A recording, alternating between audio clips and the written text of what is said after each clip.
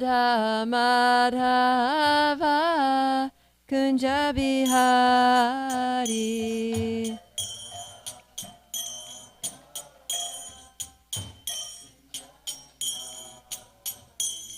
Gopi Janavalabha Girivara Dhari.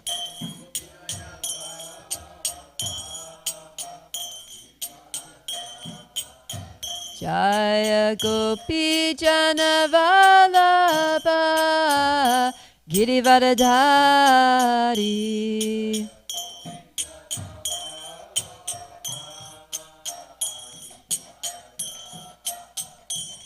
Yashodanandana Vrajajanaranjana.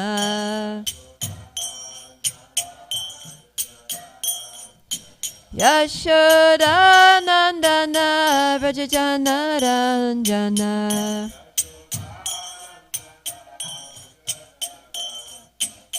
Yamunatira Vanachari.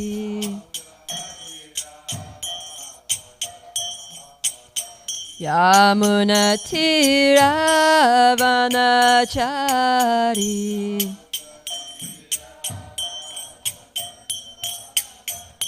Jaya Radha Madhava Kunja Bihari.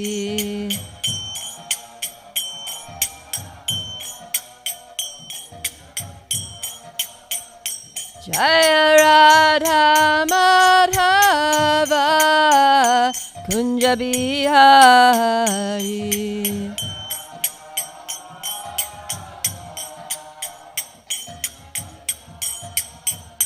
Jaya Prabhupada, Prabhupada, Prabhupada, Jaya Prabhupada.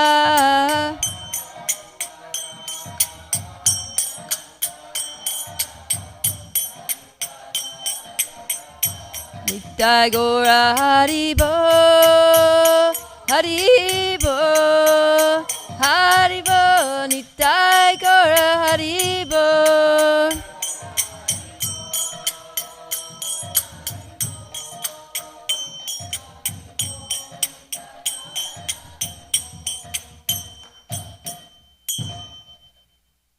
Srila Prabhupada ki jai. Om Namo Bhagavate Vasudevaya. Om Namo Bhagavate Vasudevaya. Om Namo Bhagavate Vasudevaya. Jaya Jaya Shri Caitanya Jaya Nityananda. Jaya Advaita Chandra Jaya Gaura Bhakta Vrinda. Jaya Jaya Shri Caitanya Jaya Nityananda. Jaya Advaita Chandra Jaya Gaura Bhakta Vrinda. Jaya Jaya Shri Caitanya Jaya Nityananda. Jaya Advaita Chandra Jaya Gaura Bhakta Vrinda. Jai. So today we are reading from Sri Caitanya Caritamrta, Madhya Lila, chapter 9, starting from text 163. So this chapter is, we're continuing Lord Chaitanya's travels to the holy places. So we're learning about all the different places that Lord Chaitanya visited as he traveled throughout South India, all the way down to the tip of India and then back up. So the last several classes have been about Lord Chaitanya's different pastimes at the house of Venkatabhata. So now he's just in today's section. He's going to leave Venkatabhata's house, which is going to be a very emotional experience for Venkatabhata. and then he's going to move on and go to the next place. So, text 163. We don't have the board today, so anyways, I'll just read the, yeah? Okay, so if you want to pull it up in your phones, it's Madhya Lila chapter 9, text 163. 163.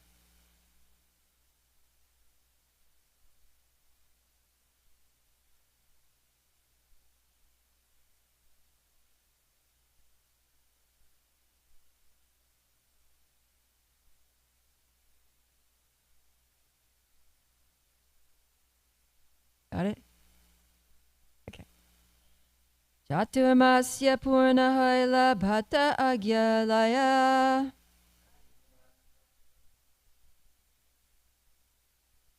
Dakshina chalila prabhu Sri Ranga Dekhiya Chaturmasya purnahaila bhata agyalaya Dakshina chalila prabhu Sri Ranga Dekhiya. Please chat.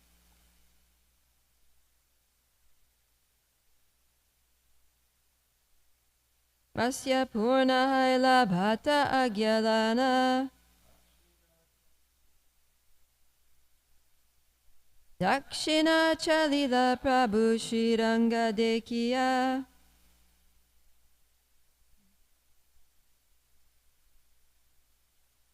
Chaturmasya purnahaila bhata agyalaya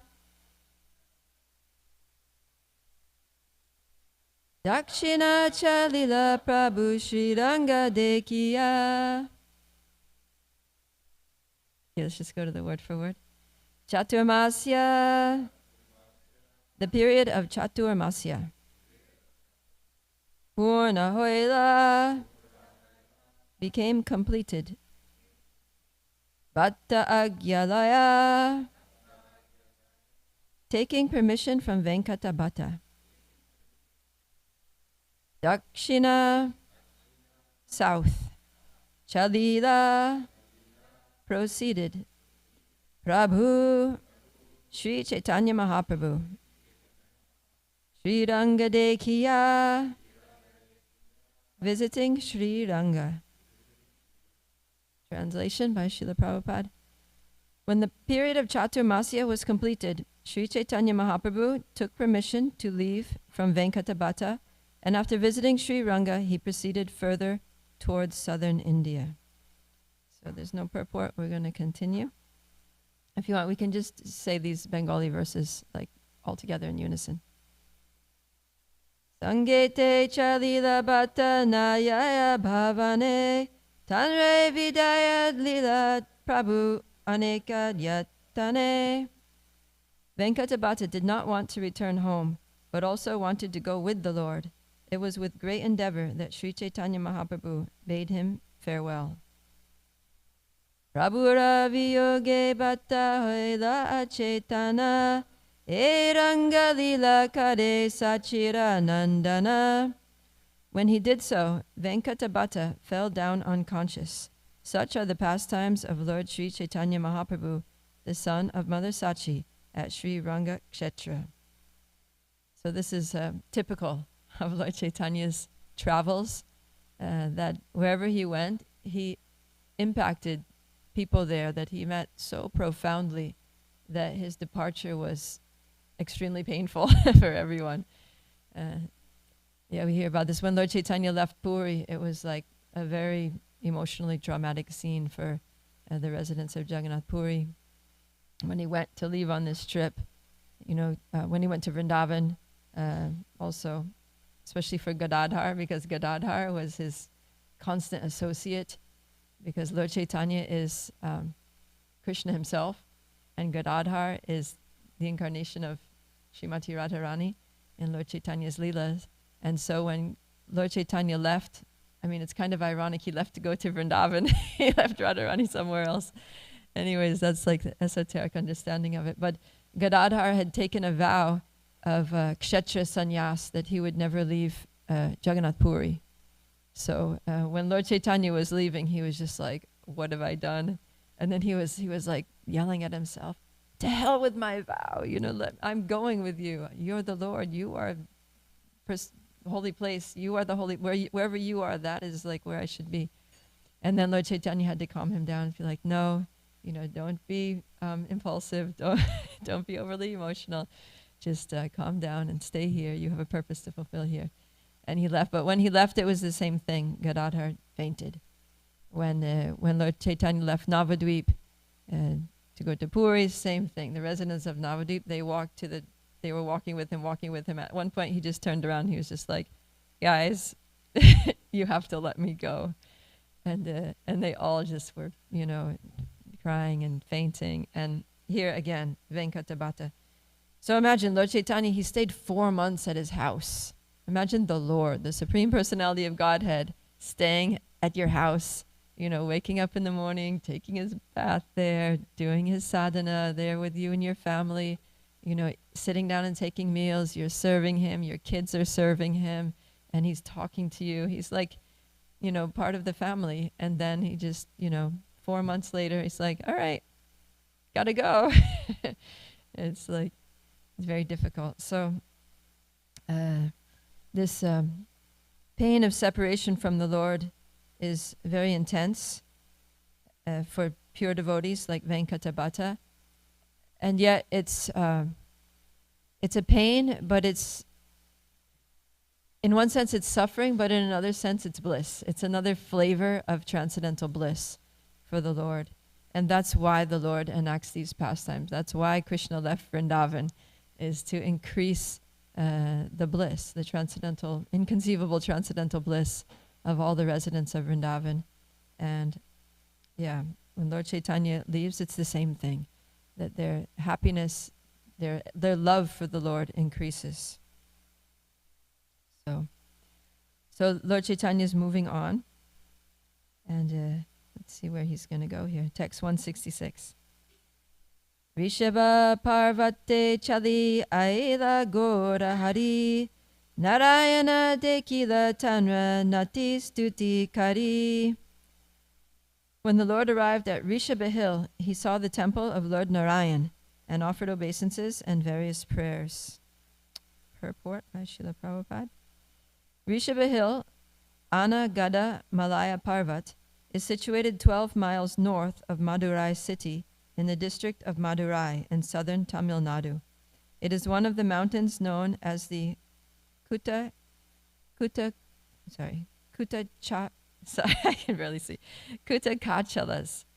Nearby Rishabha Hill is the forest where Lord Rishabhadev burned himself to ashes. So we'll stop here and talk about this because I thought this was an interesting point, that Lord Rishabhadev burned himself to ashes. What is going on here? So we're going to look a little bit at the life of Lord Rishabhadev and how he burned himself to ashes and why he burned himself to ashes. So I've brought 5th canto of Bhagavatam. We'll read a little bit. But before we get into that, we'll do a little Mangala Charanam. Om Jnanatirmirandasya Gyananjana Shalakaya Chakshurum Militanjena Tasmai Shri Gurave Namaha Shri Chaitanya Manovishtam Stapitam Jena Bhutale Swayam Rupa Kadamayam Dadati Swapadantikam Vandeham Shri Guru Shri Yuta Padakamalam Shri Gurum Vaishnavamscha Shri Rupam Sagrajatam Sahagana Raghunatam Vitam Tam Sajivam Sadvaitam Savadutam Parijana Sahitam Krishna Chaitanya Devam Shri Radha Krishna Padan Sahagana Lalita Shri Vishakam Vitamscha. He Krishna Karuna Sindhu Dinabandhu Jagatpate Gopesha Gopika Kanta Radha Kanta Namostute Tapta Kanchana Gaurangi Radhe Vrindavaneshwari Vrishabhanu Sute Devi Pranamami Hari Priye Vanchakalpa Tarubhyascha Kripa Sindhubhya Evacha Patitanam pavanebhyo Vaishnavebhyo namo namaha. Jai Shri Krishna Caitanya Prabhu Nityananda Shri Advaita Gadadhara Shivasari Gaura Bhaktavinda. Hare Krishna, Krishna Krishna, Hare Hare, Hare Rama, Rama Rama, Hare Hare. So, Lord Rishabhadev is a very interesting personality. His parents, actually, they were praying. They were praying for a son like the Lord. And so the Lord was thinking, well, there's no one like me. Who can compare to me, right? Like in Bhagavad Gita, he says, Mata parataram nanyat. That there's no one like me. There's no one else that's like me, that's even close to me. And so I can't give you a son like me, so what I'll do is I'll just become your son. And so he expanded himself, and he became, he appeared as Lord Rishabhadev. And he was a king's son, so he was, in line to be the emperor of the whole world. And so for that, there's training. And Lord Rishabhadev, if you read his pastimes, in the 5th canto, there's like 3 or 4 chapters that are all about Lord Rishabhadev, his growing up, his being the king, his teachings, his taking Vanaprast. So he's a really good example of Varnashram, and especially the ashrams, that he does brahmachari training, he gets married, he's a grihasta, he's the king, and then, he trains his sons, his teachings are to his sons, and then after training his sons, then he enthrones his eldest son, who's Bharat, whom Bharatvarsha, the whole planet at that time, is named after, and now India is still called Bharat, after Bharat, the son of Rishabhadev. So then he, installs Bharat Maharaj as the king, and then he goes and takes Vanaprastha. So he went through Brahmachari, Rihasta, and Vanaprastha. The Kshatriyas wouldn't take sannyas, they would take Vanaprastha, and he goes to the forest. And so it's there in the forest where he burns himself to ashes. But I thought before we go to that, let's learn a little bit about what Rishabhadev gave the world in terms of instructions. So his instructions are in the 5th canto, chapter 5.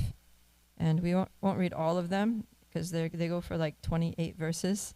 But we'll read the first 13 because they're just really nice. And a lot of these are very famous. These are verses that Srila Prabhupada gave many lectures on and referred to in many other lectures that weren't even on these verses. I think they were very favored verses by Srila Prabhupada. So it starts from 551 if you want to follow along, but I'll just read the translations. Lord Rishabhadev told his sons, "My dear boys, of all the living entities who have accepted material bodies in this world, one who has been awarded this human form should not work hard, day and night, simply for sense gratification, which is available even for dogs and hogs that eat stool. One should engage in penance and austerity to attain the divine position of devotional service. By such activity one's heart is purified, and one attains this position, he attains eternal blissful life, which is transcendental to material happiness and which continues forever." So this is a very famous verse that here says, "Tapo divyam putrika." And so that, this human form of life is not meant for sense gratification. The animals are engaging in sense gratification, but human life is meant for more than this. And the happiness that we can attain as human beings is, but our potential for happiness is so much higher than what the animals have. The same pleasure that they get from eating the things that they eat, the same pleasure we get from eating the things that we get, they get from eating their food. The same pleasure we get from sleeping, they get. The same pleasure we get from sex, they get. It's just, there's nothing glorious or superior about the human form of life if we just use it for, basically eating, sleeping, mating, and defending.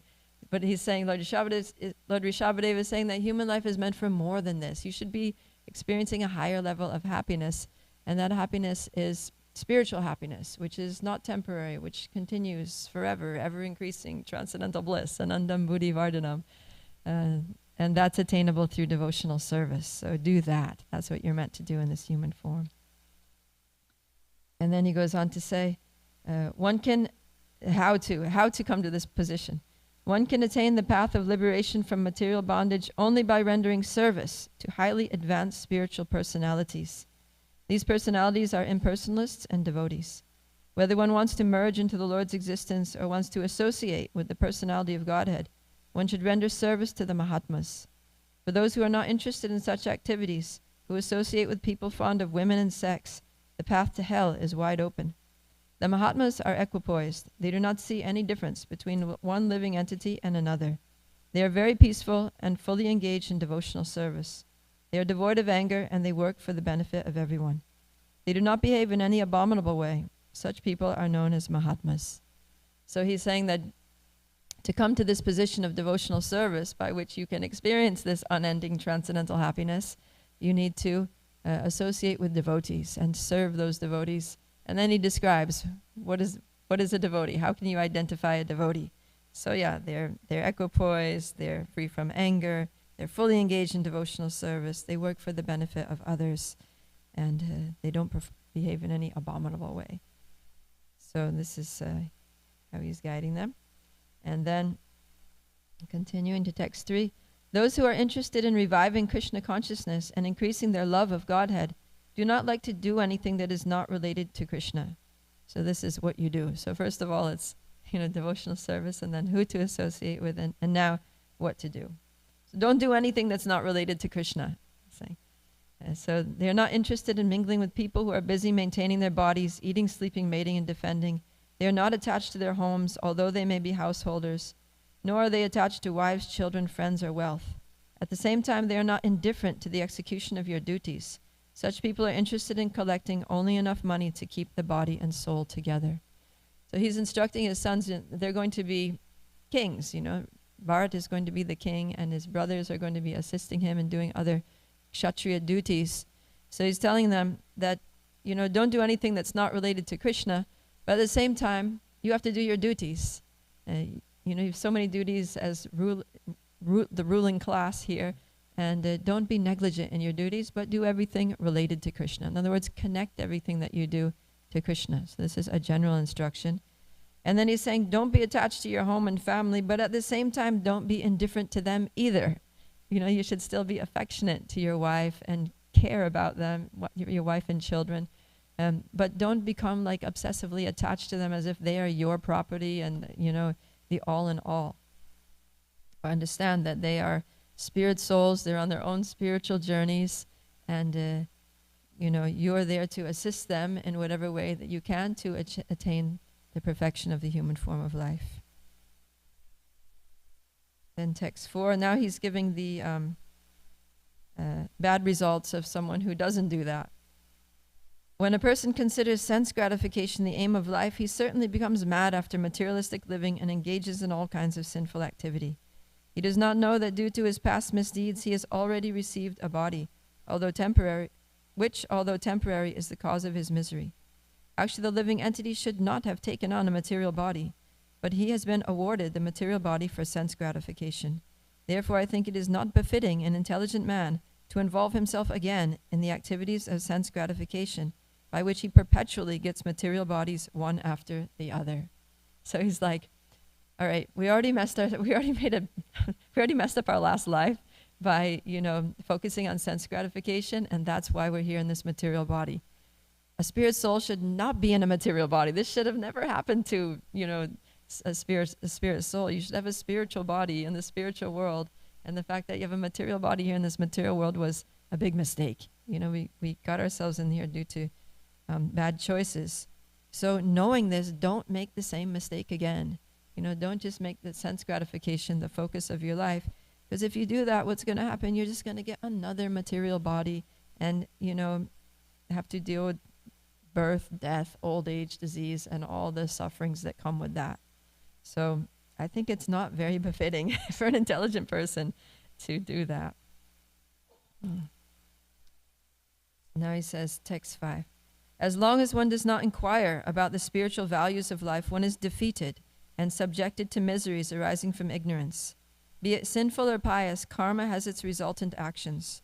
If a person is engaged in any kind of karma, his mind is called karmatmika, colored with fruitive activity. As long as the mind is impure, consciousness is unclear, and as long as one is absorbed in fruitive activities, he has to accept a material body.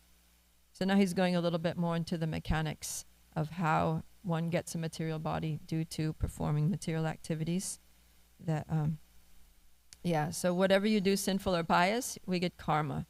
And then that karma colors our consciousness. It creates impressions on the consciousness. And then at the time of death, because our consciousness is tainted by all the things, all the material activities, good or bad, that we've done in this world, then that consciousness leads us to, it drags us to taking birth in another material body, right? Because Krishna says, whatever one remembers at the time of death, that state he attains without fail. So we don't want our consciousness to be tainted or colored by karma. We want it to be pure. We want it to be pure Krishna consciousness, and then we don't have to be forced to accept a material body. We can go to Krishna. Okay, text 6. When the living entity is covered by the mode of ignorance, he does not understand the individual living being and the supreme living being, and his mind is subjugated to fruitive activity. Therefore, until one has love for Lord Vasudeva, who is none other than myself, he is certainly not delivered from having to accept a material body again and again. So yeah, he's saying this is all due to the mode of ignorance. It's due to ignorance that we perform materialistic activities. It's totally unnatural for the spirit soul. Why would you do such a thing unless you're totally ignorant? So he's saying this is due to ignorance. And really we need to overcome this ignorance. That's our project in this life, is to get out of the mode of ignorance and understand, our real duties, to understand the living being, understand who we are as spirit souls, and to understand also the supreme living being, the Lord, and our relationship with him, and to develop love for him. And he's saying here to develop love for Lord Vasudeva, who is none other than myself. So he's saying that I'm actually the Lord. He's saying that. And he's saying, yeah. And unless we do that, and unless and until we develop a relationship with the Lord and develop affection for the Lord, then we're going to have to take another material body and continue working on it. So this is really our mission.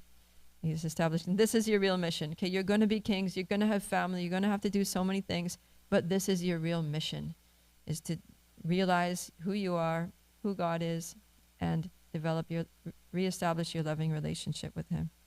So for us too, we have so many things that we have to do in life. We have work, we have family, we have duties to perform. And so, we have so many things on our to-do lists every day. But our ultimate thing to do in this life is to reawaken our dormant love for Krishna. So we should, always keep that, if not in the forefront of our minds, at least in the back of our minds, keep it on our minds somehow or other while we're going through our different duties in this life, because this is the most important thing. He says, even though one may be very learned and wise, he is mad if he does not understand that the endeavor for sense gratification is a useless waste of time. Being forgetful of his own interests, he tries to be happy in the material world, centering his interests around his home, which is based on sexual intercourse and which brings him all kinds of material miseries. In this way, one is no better than a foolish animal. So this is very heavy statements by Lord Rishabhadev. He's being very point blank about what to do and what not to do. And he's saying that this can happen. It's not just people who are just totally dumb and uneducated and foolish that get caught up in sense gratification. It says even though one may be very learned and wise, still the modes of material nature are very strong. Maya is very strong and can drag anyone away. It doesn't matter how educated you are, how learned you are, how wise you are. These material desires are very, very strong, and they can entangle us very quickly. And then this is a very famous verse, 5:5-8. The attraction between male and female is the basic principle of material existence. On the basis of this misconception, which ties together the hearts of the male and female, one becomes attracted to his body, home, property, children, relatives, and wealth. In this way, one increases life's illusions and thinks in terms of I and mine. So yeah, he's explaining this is the root. This is the root cause of all this entanglement, is this attraction between male and female. So especially when, attraction, when males and females are attracted to each other on the basis of a sense gratification or just basic sexual attraction, and then all the hopes that come along with that relationship, right? Like, I remember when I was in Brahmacharini ashram and thinking, I'm going to get married and I'm going to do this and that, and we're going to do this and that, and like all the things that you can't do and can't have and can't enjoy in the ashram, because it's restricted and because you're like out on Sankirtan every day and just, having to do this and that. And in those days it was like very austere, thinking about when I get married, I can, I don't have to wake up at 2:30 in the morning. I can take a hot shower if I want to. I can eat whatever I want. I just need to go to the supermarket, buy stuff, cook whatever I want. I don't have to just eat khichdi 3 times a day. And so it's not only, the relationship and the sexual attraction and all that, but it's like all the other things, like the independence, the freedom, and, I'm going to have my own money. I can spend it the way I want, like all the other opportunities for sense gratification. I'm going to have kids. It's going to be great, little cuddly kids, and, going to have, how you're going to enjoy raising the children and playing with them and watching them grow and, teaching them how to talk and all these things, taking their first steps. And so it's like all this kind of, and so we get attracted and attached. I'm going to have my house and it's going to be like this, and, we're going to have a garden and I'm going to plant this. And so all of these things. And then what happens is that we get very attached to these things and we start to identify with them, that this is my house. This is like an extension of myself. Like everything in my house is an expression of my personality, right? When someone walks into your house and someone said, like, you can really know a person by seeing their bathroom. Like, all this stuff there. You open the medicine cabinet. Oh, okay. This is kind of the person they are. So, it kind of is like that, the way that we organize our things and our stuff and things that we own, and the way we train our children and all these things, the way we spend our money. It says a lot about who we are. Yeah.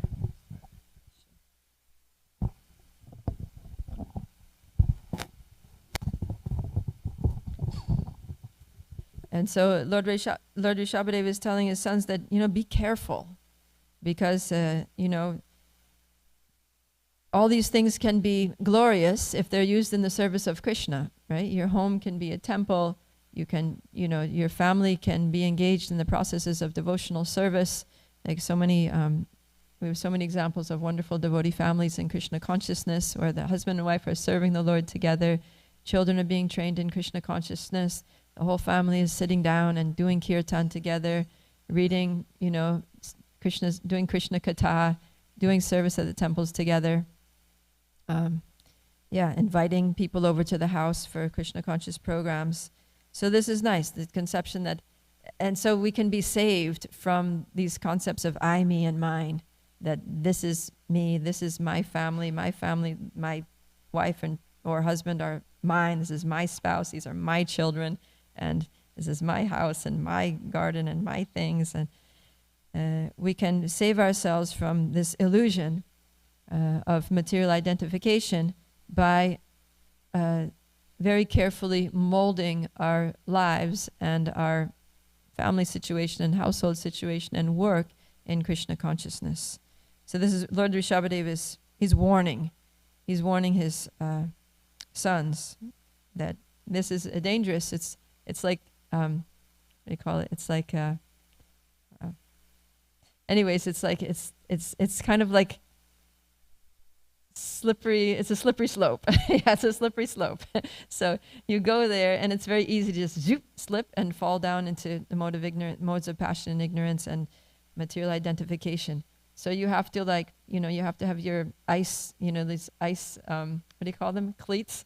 Like these, if you're going to go mountain climbing on a slippery, icy slope, then there are these like metal things that you strap onto the bottom of your boots that clamp into the ice and they grip onto it.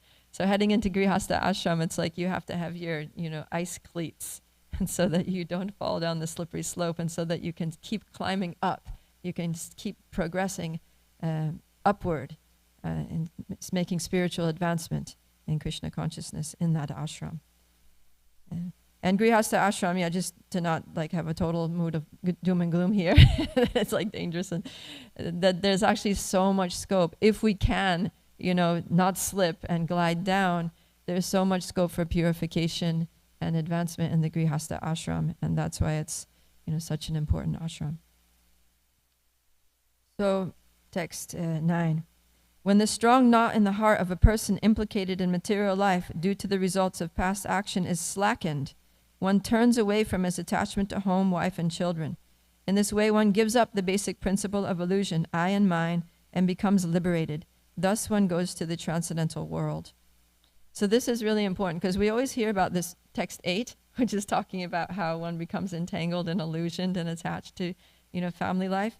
But this verse, text 9, gives hope that gradually going through, it's natural that in the beginning of Grihastha life, there's going to be a lot of attachment, right? We were just speaking I'm in this RGB succession committee, and we're, considering candidates for, ISKCON leadership positions. And one person's name came up, and the person is like just about to get married, and someone was saying, maybe we should give him a few years. You know what it's like when you first enter Grihastha ashram. It's like there's like a lot going on that, your mind is very absorbed in it. It's like we're working on the relationship and setting things up, and, it's just a very passionate time, very like tumultuous, like flurrious time in a good way, like that's natural, and those emotions are nice, and they're inspiring, and they're, thrilling, right? But they're very absorbing. It's easy to become obsessed in, the situation and growing that situation. So, but as you go through, you have your kids, you raise your kids are growing up, you've sort of worked through stuff, the novelty wore off, a long time ago in the relationship. You're just kind of like, all right. So that's what he's talking about, that when the knot in the heart, because in the last verse he's talking about how this knot becomes very strong. And when you have kids and house, it just becomes more and more tight. But after a while, you kind of like, yeah, the house is kind of like a bit much. We don't need such a big house. The kids are grown up, moved out. Maybe we can downscale. Or, it'd be nice to travel now that we're retired. Let's kind of like, get away from this place. We've been living here for so long. Let's see the world a little bit and see what's out there. And the whole, the romance and stuff is kind of like, worn off. You kind of been there, done that. And, the body is not really like in a state to really enjoy that stuff anymore anyway. So he's saying, the knot has slackened. It's starting to loosen. And then one starts to, he says, turn away from all those objects of attachment and affection. And in this way, you can give up the principles of I and my, like, okay, my kids are off. They have their own families now. And you start realizing they were never mine. I put so much, I basically like gave my life to raise those kids. And now they're all grown up and married, and maybe they call me once a month, or, if something's wrong, they might need some advice. But, they're basically on their own. And then you realize that, like Krishna gave me these kids to look after for a while. And, I did my part in their lives. I was a, significant part of their journey. And now they're like off, and I'm going to leave this world, and they're going to continue. And, these relationships are all temporary, and we learned from each other, and it was all good, and now we're moving on like that. It's just a natural thing. So he's saying that, when one turns away from this and gives up the identification that these are my children, this was my spouse, this was my home, and becomes liberated, then one goes to the transcendental world. So it's all a very natural process. And then this is the last that I'll read here of Lord Rishabhadev's teachings. O my sons, you should accept a highly elevated Paramahamsa, spiritually advanced spiritual master. In this way, you should place your faith and love in me, the Supreme Personality of Godhead. You should detest sense gratification and tolerate the duality of pleasure and pain, which are like the seasonal changes of summer and winter. Try to realize the miserable condition of living entities, who are miserable even in the higher planetary systems. Philosophically inquire about the truth. Then undergo all kinds of austerities and penances for the sake of devotional service. Give up the endeavor for sense enjoyment and engage in the service of the Lord. Listen to discussions about the Supreme Personality of Godhead and always associate with devotees. Chant about and glorify the Supreme Lord and look upon everyone equally on the spiritual platform. Give up enmity and subdue anger and lamentation. Abandon identifying the self with the body and the home and practice reading the revealed scriptures. Live in a secluded place and practice the process by which you can completely control your life air, mind, and senses. Having full faith in the revealed scriptures, the Vedic literatures, and always observe celibacy. Perform your prescribed duties and avoid unnecessary talks. Always thinking of the Supreme Personality of Godhead, acquire knowledge from the right source. Thus, practicing bhakti yoga, you will patiently and enthusiastically be elevated in knowledge and will be able to give up the false ego. So there's a lot here. One could speak for months on this verse. But he's basically outlining the process of bhakti yoga, starting from taking shelter of a spiritual master, following his instructions, having faith, hearing and chanting, and serving. And yeah. So we can see here what a great personality Lord Rishabhadev was, how, deep and powerful his instructions are. And so Lord Caitanya is very happy to visit this place where Lord Rishabhadev spent some time. So after instructing his sons, he went to the forest. So now we're going to get to this part about how he, as it says here in this verse, burned himself to ashes. So this is described in the next chapter of 5th canto, chapter 6, the activities of Lord Rishabhadev. So I'm going to read here from 566. Lord Rishabhadev was the head of all kings and emperors within this universe, but assuming the dress and language of an avadut, he acted as if dull and materially bound. Consequently, no one could observe his divine opulence. So avadut means that you don't follow any rules and regulations, you just act like a madman. You just act like any, in very eccentric ways, basically. He adopted this behavior just to teach yogis how to give up the body. Because if you're acting very odd, very like a crazy person, then people don't care for you. No one's going to go to you. No one's going to bother you. They're just like, all right, that guy's a bit nuts, leave him alone. So, yeah. So he wanted to just be totally detached, not be involved, not be implicated. Because as soon as people know you're competent and intelligent, then they want you to do so many things. They want to pull you into their projects, engage you in, things. And hey, this is a really good person. Come and join our thing. But so if you show yourself to be totally unintelligent and incompetent, then you have a lot of freedom. People don't ask you anything. So that was his strategy for detaching. Nonetheless, he maintained his original position as a plenary expansion of Lord Vasudeva, Krishna. Remaining always in that state, he gave up his pastimes as Lord Rishabhadev within the material world. If following in the footsteps of Lord Rishabhadev, one can give up his subtle body, there is no chance that one will accept a material body again. So this is interesting, giving up the subtle body. Because when we die, we leave the gross body. But the mind, intelligence, and false ego, the subtle body, goes with us to the next life. So, all of our karma, all of our hopes and dreams and desires and thoughts and feelings, they all come with us to the next. And we're born with that same mind. We take it with us from body to body. So with Lord Rishabhadev, by this behavior, we're seeing how he was able to give up even the subtle body. He was able to dissolve his subtle body by relinquishing all of his false identifications. By the process of devotional service, we purify the mind and we spiritualize our mind so that the material mind, materialistic mind, which drags us into sense gratification, and the false ego, which makes us identify with matter and material things, and the material intelligence, which makes us, strategize for how to enjoy life here and have a successful material life. All those things are dissolved, they're purified and basically dissolved, and the spiritual mind, intelligence, and the real identity as a spiritual soul awakens, because we have that. Because we are spirit souls, complete with a spiritual body, which includes a spiritual mind and spiritual intelligence, and that's all there. It's just dormant. But when the material subtle body is dissolved, is gone, then the spiritual mind, intelligence, and spiritual sense of self are fully manifest. And then we realize who we are, how to use our intelligence in Krishna's service. The mind accepts and rejects and feels, for Krishna's pleasure. And that way we don't have to accept a material body again, because there's no more material desires, no more material identification. So Lord Rishabhadev was on that platform. Of course, he's the Lord, but he's showing us how to come to that platform by his own example. And then it says, actually Lord Rishabhadev had no material body, but due to Yoga Maya, he considered his body material, and therefore, because he played like an ordinary human being, he gave up the mentality of identifying with it. Yeah, so he's just setting the example of how to perfect your life. If you have a material body and you have a material, gross and subtle bodies, here's what to do to get rid of it so that you can perfect your life and go back to Godhead.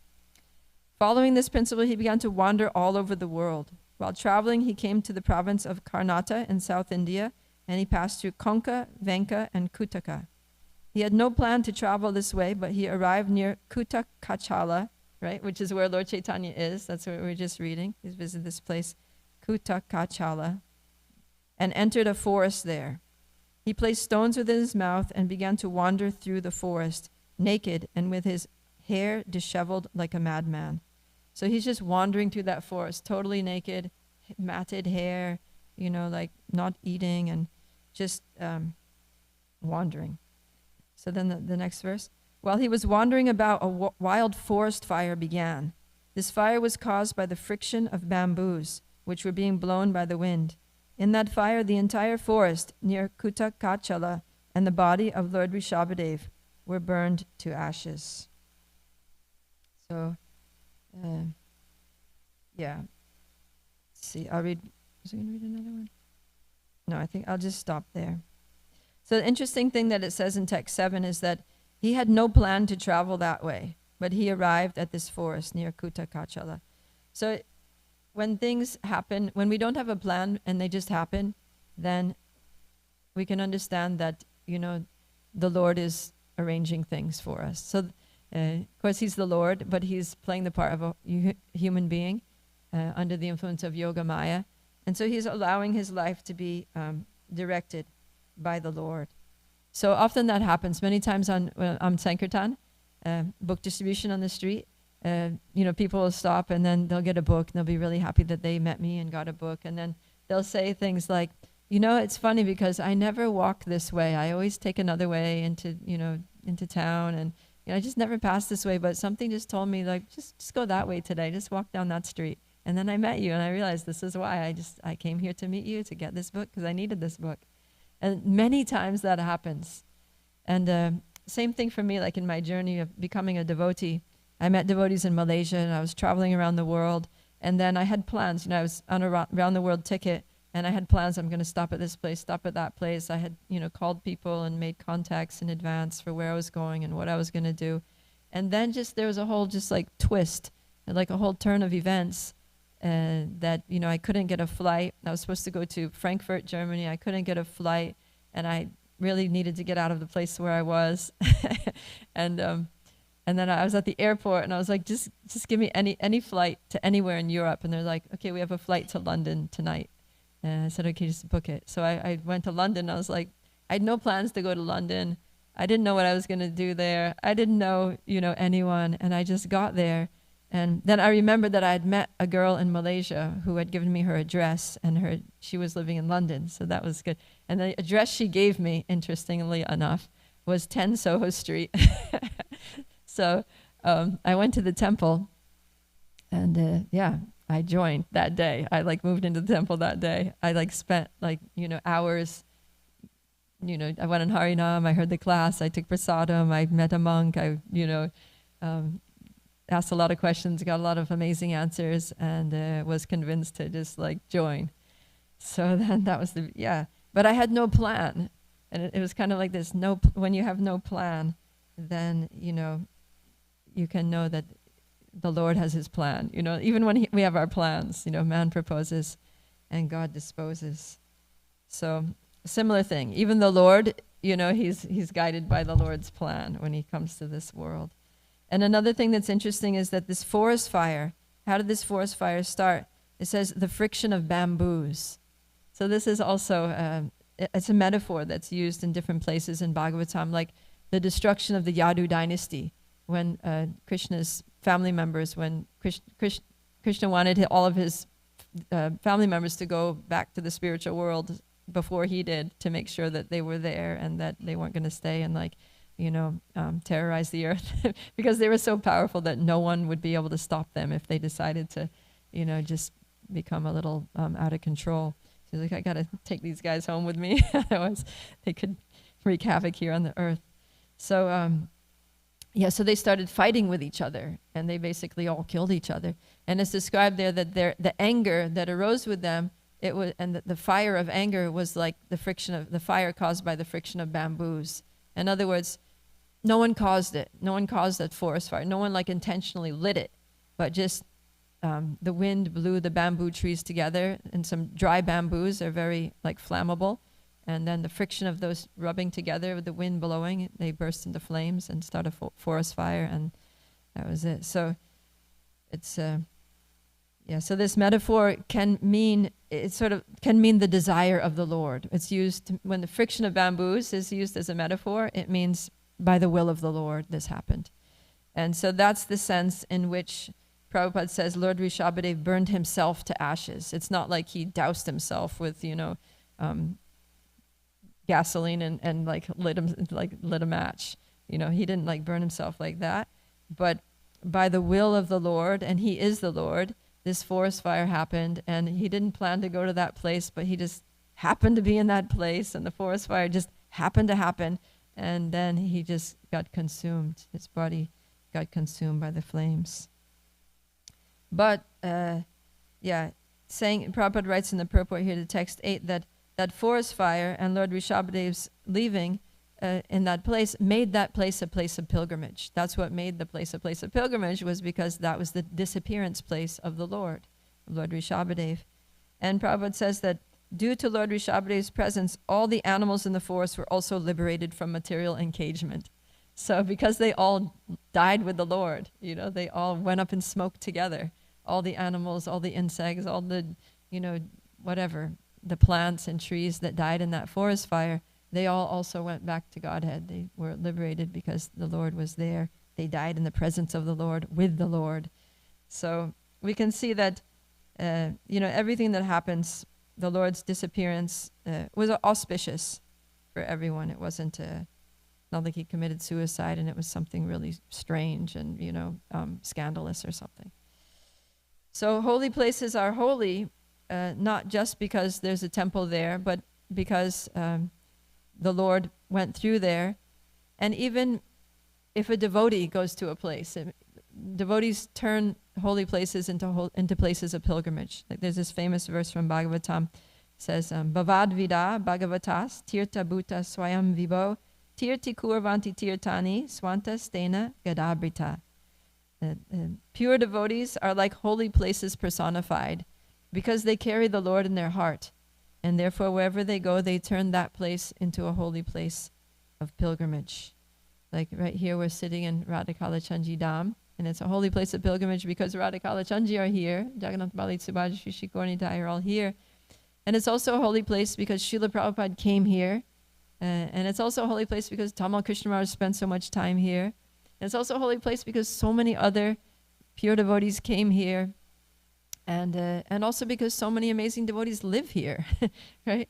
So that's what makes holy places holy. Like Calcutta is a holy place because Srila Prabhupada was born there. And this year in our Krishna House Yatra, usually we go to Vrindavan, Mayapur, places like that. This year we're adding Rishikesh to the Haridwar Rishikesh to our itinerary. And I was thinking, all right, why is Rishikesh a holy place? Why is Haridwar a holy place? And I just remember because in the Bhagavatam, so many great personalities go there to do their meditation, do their austerities, perform devotional service.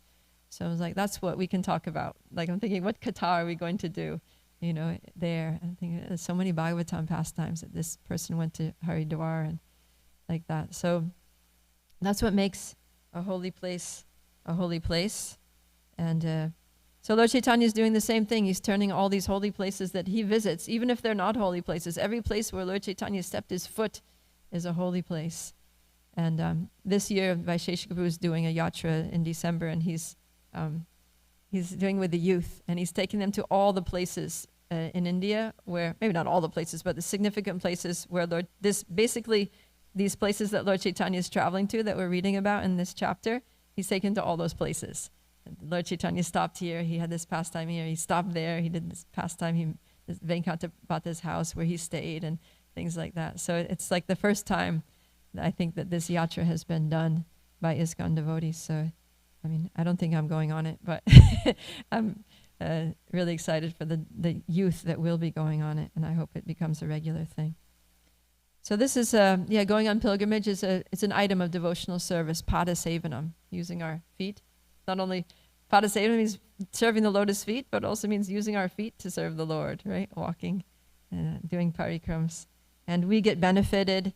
We recharge our spiritual batteries. The people that live in those holy places also become enthused. I lived for many years in Vrindavan and Mayapur, so I lived in those holy places. And whenever there was like Kartik in Vrindavan and so many people devotees would come, it was like we would become enthused. We'd be like, yay, Kartik is coming, the devotees are coming, there are going to be so many special classes and parikrams, and it was enlivening for all the residents. When I lived in Mayapur, when Gaur Purnima was coming, all the GBCs are coming, all the ISKCON leaders are coming, it's going to be amazing. The whole atmosphere is going to be lifted, there's going to be Kirtan Mela, Navadip Mandal Parikram. So when we go on Parikram, we're uplifted by being in the holy places, by meeting those great personalities that live there. And even the great personalities that live there are uplifted by our being there. And they become encouraged that, wow, people love this place. This place where I live is loved and worshipped by people from all over the world.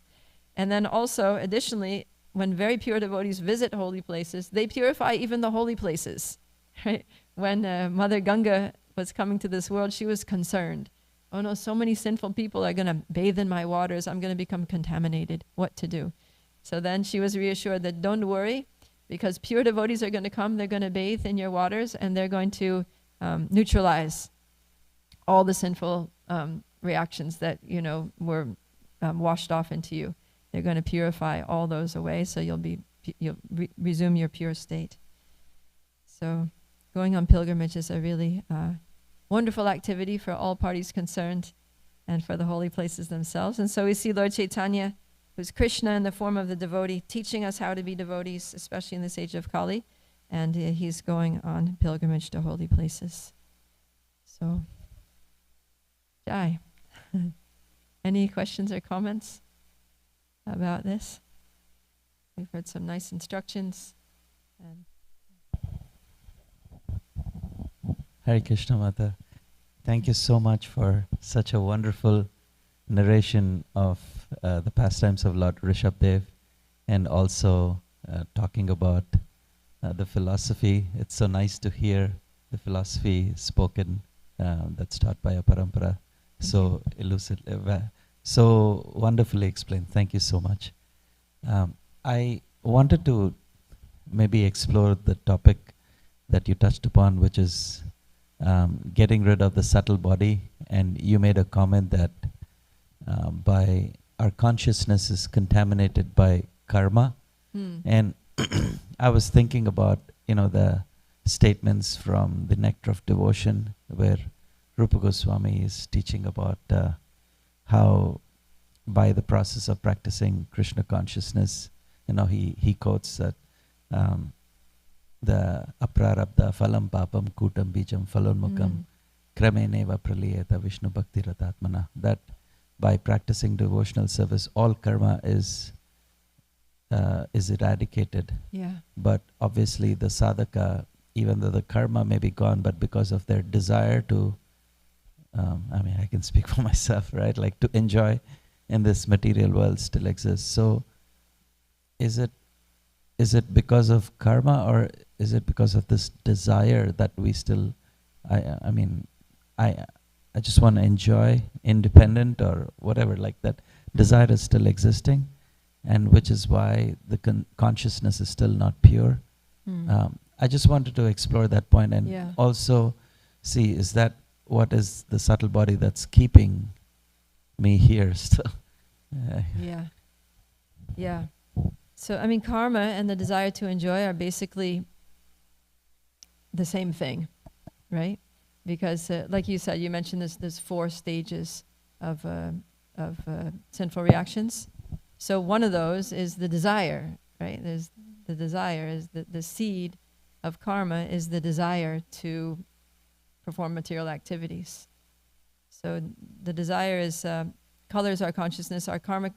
There's the things that we do that produce karmic reactions. Then there's the reactions that are manifest now in this lifetime, and those that are waiting, like the stockpile that's waiting to play out in future lifetimes.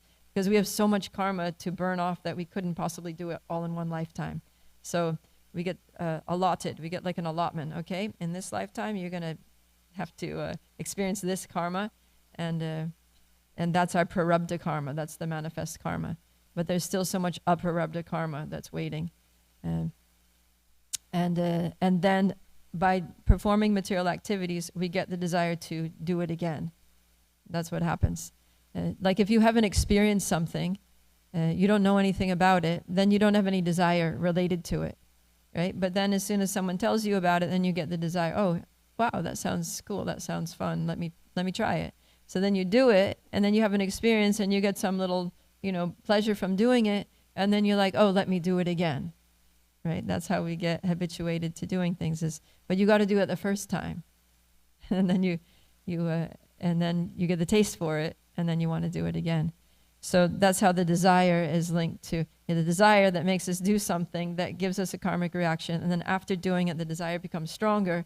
So then each time it just like reinforces, and then we get caught in this spiral of getting, fueling the desire, doing it again, fueling the desire. And we get stuck in cycles of karma and material desires. So they're all basically intrinsically, tied up with each other. So that's why that verse is so important that you quoted from the Padma Purana, because by doing devotional service, then gradually we get freed from all of these things, all stages. We get freed from the karma that we've accrued that would be coming to us in this life. We get freed from that whole stockpile gets wiped clean, and even the desires to commit, to perform material activities in the future, that also gets wiped out. So that's the power of devotional service, and nothing else can do that. No process of atonement, no other, no pious rituals, no sacrifice, no austerity. Nothing else can do that. It's only bhakti that has the power to wipe out all those 4 stages of karma. So yeah, and that happens, but it's gradually, right? That's why it says the last line is krame. It says krama. It uses that word krama. Krama means step by step.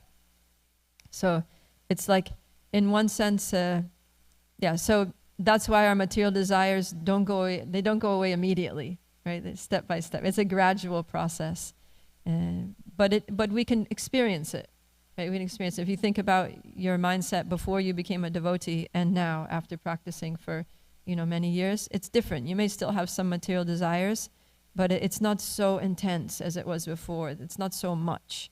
And those are not like the main driving force in your life. That's not what you're living for, right? At this point, we still have material desires, but we're kind of like, yeah, okay, it would be nice. Maybe that would be kind of nice, But it's not like, we're not intensely ambitious. Like, this is the goal of my life anymore. Like, the main thing is to go back to Godhead, but I would kind of like this to happen too, like that would, right? And if it doesn't, okay, Krishna, I can live with that, but it would be really nice. Krishna, can you please actually do it? So sometimes we're like that. And Krishna's like, yeah, we'll get there. So, yeah. But it's material desires, and they're kind of like Prabhupada says, it's like the fan, it's still spinning, but it's slowing down. So we don't need to worry about it too much. You still don't want to stick your finger into it. It's going to get hurt. But just let it just be patient. It's going to stop by itself. If we just don't plug it in again, just don't plug it. So just keep unplugged. So being engaged in devotion 16 rounds a day, 4 regulative principles means you're unplugged. And as long as we don't plug the fan back in, it's not going to pick up speed, and it's gradually going to stop. Is that okay? Thank you so much, Hare Krishna. That was such nice, very lucidly explained. Thank you. Thank you. Anything else?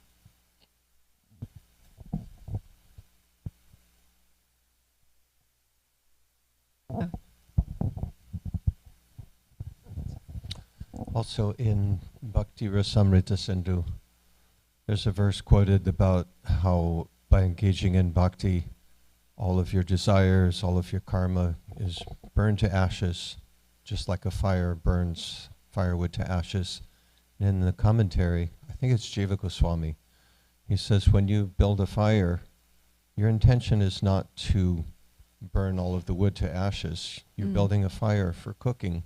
Yeah. And so we engage in bhakti just for the sake of engaging in bhakti. And all of this is just a byproduct Yeah. that we don't even focus on. We don't even worry about it. We just worry about Pleasing engaging Krishna. in bhakti. Yeah. So all-inclusive, it just covers everything. Thank you so much. Yeah, excellent point.